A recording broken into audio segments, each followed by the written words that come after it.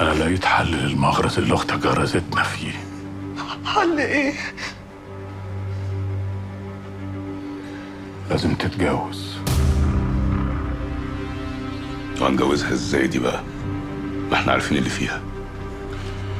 احنا مش محتاجين غير واحد كحول يكتب عليها ويتجوزها، بعدين نبقى نكتب اللي في بطنها ده باسمه، بعدين يطلقها وكل واحد يروح لحال سبيله. استحاله اتجوز بالطريقه اللي انتوا عايزين تتجوزوني بيها دي. انت تخرسي خالص وتحطي لسانك في بوقك، والا اقسم بالله انا هقتلك بايدي واخلص منك، ويلا غوري من وشي. ده توفيق والنبي. خلاص يا امي خديها دلوقتي واطلعي على فوق. يلا حاضر. يلا يلا.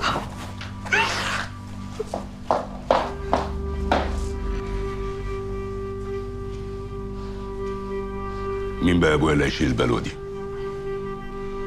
الواد رزق المحاسب اللي عندنا ده واد غلبان وطوع، مقطوع من شجره ما حدش هيسال عليه، متجوز بنت غلبانه. رزق؟ طب افرض لسن بالكلام.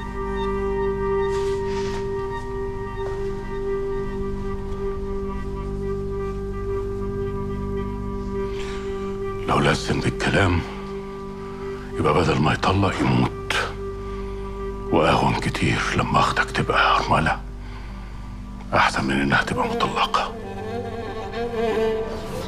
بقول لك ايه، يعني انت مال ايدك من العيل ده اعرف يفك شفره التليفون ولا خبطنا المشوار في الفاضي؟ يا جدع عيب عليك، ده الجينيوس بتاع المنطقه، ده بيجيب افلام السيما قبل ما تنزل السيما. لا يا راجل. اه والله. تعالى يا عم فهد تعالى.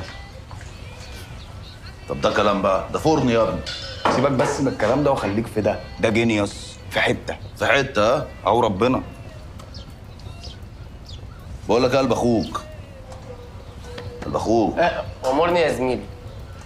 تعرف تفك لي شفره التليفون ده؟ تفتحه يعني؟ التليفون ده مبلول يا زميلي. مش قصتك بقى يا صاحبي مبلول ولا مش مبلول، انت مش هتناسبه. هتعرف تفتحه ولا لا؟ شوف هيتكلف كام. بلاش عشانك يا اخويا. لا يا اخويا ابو بلاش كداب. 300 وخلصت. ليه يا عم هتفتح عكه؟ مبلول.